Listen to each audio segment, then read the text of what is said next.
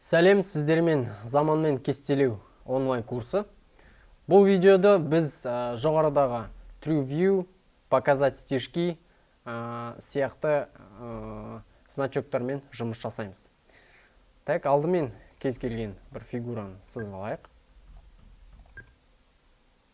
Мінекей қараңыздар. Енді егер де мынау True View дегенді басатын болсақ, және үлкейтетін болсақ, біз мына жіптердің бойын көре аламыз. Егер де мына показать стежки дегенді басатын болсақ, онда мүлдем барлығы жоқ болып кетеді. Оған қоса показывать контуры деген бар.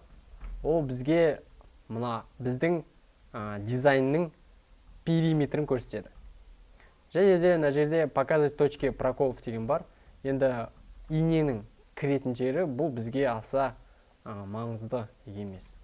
Және мына жерде показывать соединители деген бар. Бұл да бізге аса маңызды емес. Ең қатты біздің жұмыс істейтіндеріміз осы екі құрал. Показывать стежки және True View. True View қазақша айтқанда жалпы мынау шынайы көрініс ғой.